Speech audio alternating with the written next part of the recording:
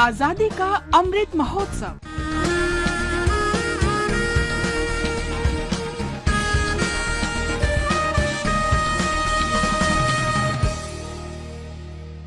आजादी का सफर आकाशवाणी समाचार के साथ आज हम समाज सुधारक और शिक्षाविद गोपाल गणेश अगरकर को याद कर रहे हैं। गोपाल गणेश अगरकर का जन्म 14 जुलाई 1856 को महाराष्ट्र में सतारा जिले के कराड़ तालुक में हुआ था। वो पहली बार तिलक से डेक्कन कॉलेज में मिले, जहां वे उनके सहपाठी थे। तिलक अगरकर की जोड़ी ने शिक्षा और सामाजिक सुधार को बढ़ावा देने और जनता के बीच देशभक्ति पैदा करने के लिए शैक्षणिक संस्थानों की श्रृंखला स्थापित।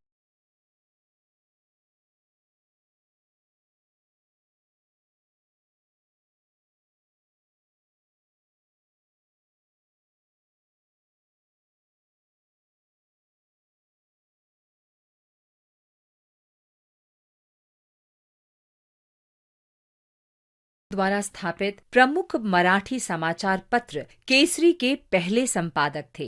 गोपाल अगरकर का मानना था कि समाज सुधार की जरूरत अधिक तात्कालिक है, इसलिए उन्होंने अपना स्वयं का समाचार पत्र सुधारक शुरू किया, जिसमें उन्होंने अस्पृश्यता और जाति व्यवस्था के अन्याय के खिलाफ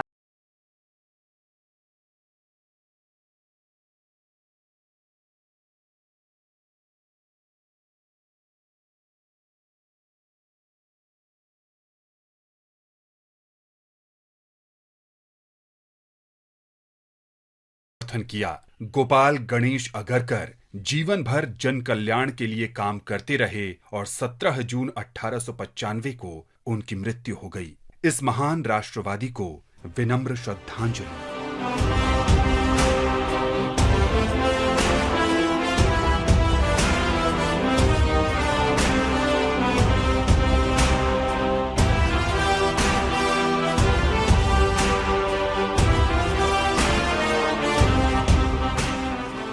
कांग्रेस कार्यकारिणी ने 14 जुलाई 1942 को भारत छोड़ो प्रस्ताव पारित किया था।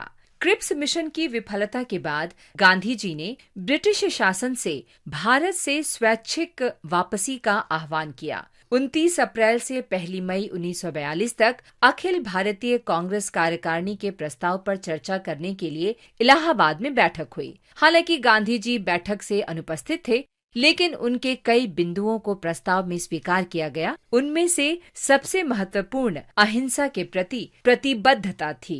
14 जुलाई 1942 को कांग्रेस कार्यकारिणी की बैठक वर्धा में हुई और गांधी जी को आगामी जन आंदोलन का प्रभार लेने के लिए अधिकृत किया गया। इस संकल्प को आम तौर पर भारत छोड़ो प्रस्ताव के रूप में जाना जाता है, जिसे अगस्त में बंबई में अखिल भारतीय कांग्रेस कार्यकारिणी की बैठक में अनुमोदित किया जाना था। 7 और 8 अगस्त 1942 को बंबई में अखिल भारतीय कांग्रेस समिति का अधिवेशन हुआ, जिसमें भारत छोड़ो प्रस्ताव की पुष्टि की गई और इसके साथ ही आगाज हुआ भारत छोड़ो आंदोलन का।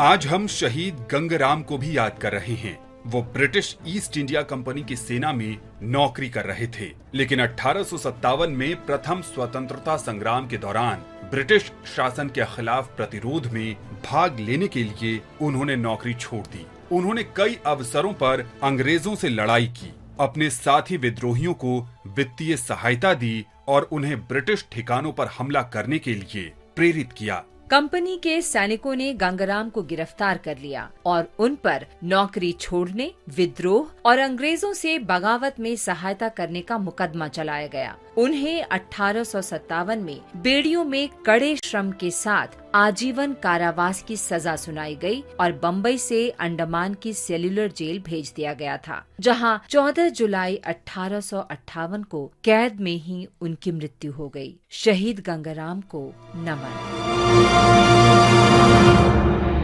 आज बस इतना ही। आजादी का सफर आकाशवाणी के संग। कल फिर मिलेंगे नई कड़ी के संग।